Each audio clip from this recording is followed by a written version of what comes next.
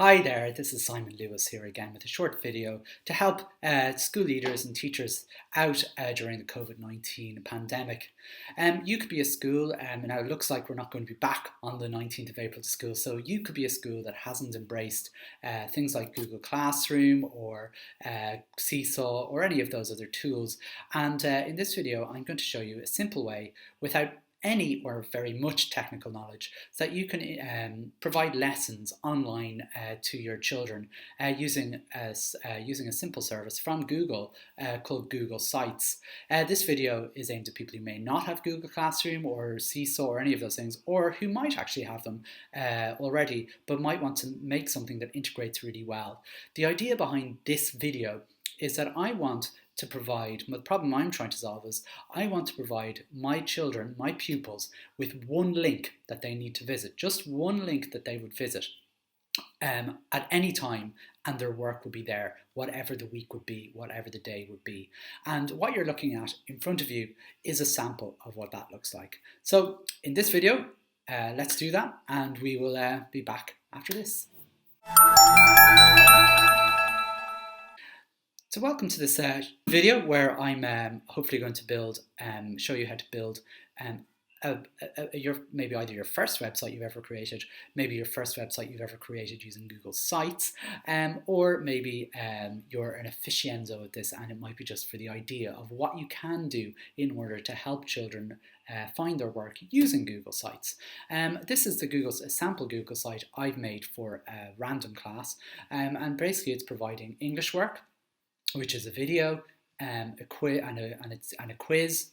It also contains some Gaeilge, where I'm asking them to respond to a slideshow, and then I've got some project work for them to do. Now, obviously, you'd include whatever you want.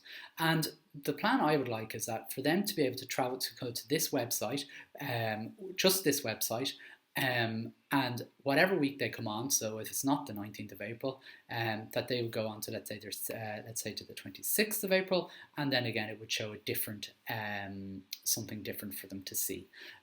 So that is the plan of action, and how you do that is step one here, which is basically to create a Google site. If you've never created a Google site before, this is my Google Sites dashboard, my personal Google Sites dashboard.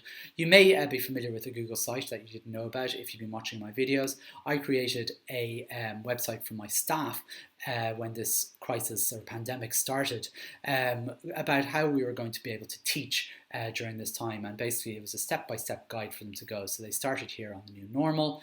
Before they did anything, the evening before, they were going to do their planning, a typical day, and that was in inverted commas, a suggested timetable, and then other tools they might use, and then some tech support as well. So this is basically the website. It was all built in Google Sites in less than a day. But I also use it for personal stuff.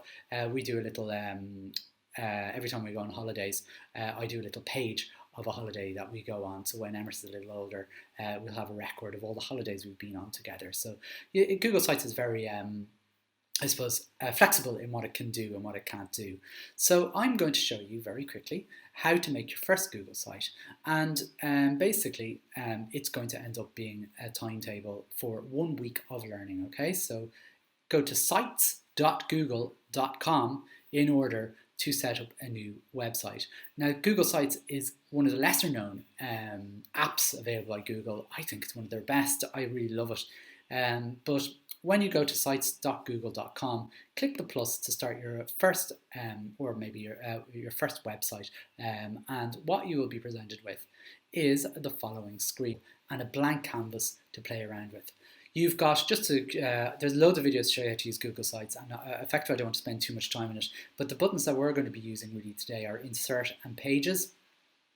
And I'm not going to bother with themes, but themes is just a way to make your website look a particular way. What I'm going to do is I'm going to just literally show you how to make a home page for the week that we go back after the winter, or over the spring break, the Easter break, called the 19th of April. And the only other thing I'm going to do here is I'm going to change the image to something a little bit more colourful, and I'm going to choose this one here. So that was just hovering over here. I can change the image. I can also change this to look differently. I'm not going to bother doing that. So what I want then is I'm going to need some, what I want to do is, I suppose, is for that week, I want to show what I want the children to be doing.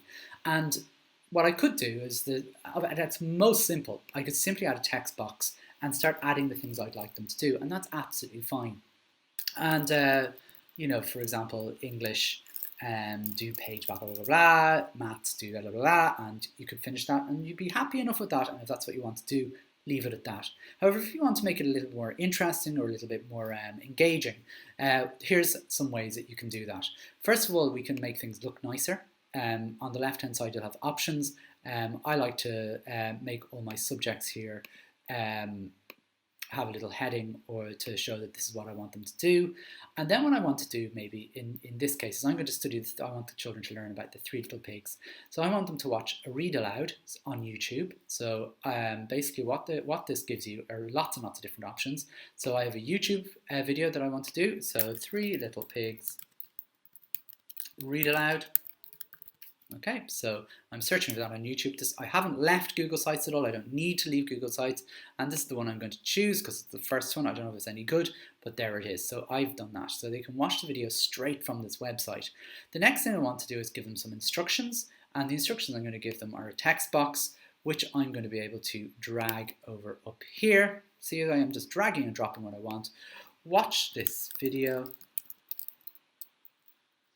and do the quiz. And the thing is, I can create a quiz in Google Forms if I want, or I can find a quiz online. I like to use Google Forms for most things. So what I can do is scroll down through my insert here. I'll find a form that I've pre-created. Here are all the forms I've made in the last little while. And the one I'm interested in is the Three Little Pigs one. And I'm going to insert that here. So basically when the children are here, again, I can drag it to the place I want. Just drag and drop. Drag and drop. They have the quiz there and they can do that quiz. And I can add the various other components there to that. I can add slideshows, I can add docs that I've created in Google Docs, I can create Excel sheets if I want, or spreadsheets, I can add charts or forms. I really just stick to forms, to be honest. I quite like them. I think they're the best way of doing things to get information from. I'll just skip forward to show you what this will look like once we're done. So we've got our Three Little Pigs. I've added in a little slideshow of a flip book here. Here's the Gaeilge I gave. So this is a PowerPoint that I found, a slideshow called My Favourite Food. So I've just changed that to the Gaeilge. I hope my Irish is right. I always, when I'm under pressure, make mistakes in my Irish. But basically, they can answer what's their favourite food and why. And then I've also had a project work, and I've got one on the Three Little Pigs here as well. So that's just a slideshow they can watch. And once I'm happy with that, all I do then is just click publish. And basically what I can do then is I can look at my website. So I can go to view, go to here, let's look on view my published website. And this is basically my website. And if I want to copy, if I want children to go to that website, what I do is right click on the top left hand corner thing, copy the link address. If I can find it here, copy the link address. And that is the address that they will have to go to. So I'm just going to, I'll just copy it. You can see it, a text box, random text box, and I'm pasting it here. So that's the thing that you'll be sending to the children.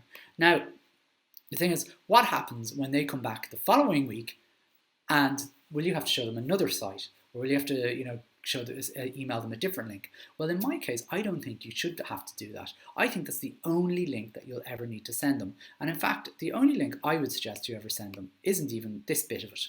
I'd get rid of that.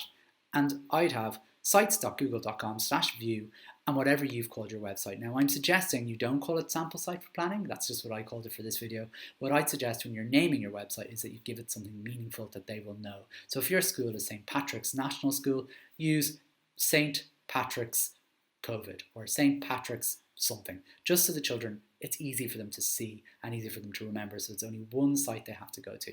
So basically, if you are on your sample site, and you want to do your second page, which might be, all you do is you go to pages, click on the plus, and you can add your new page. Now, I've already made my second page, which is the 26th of April.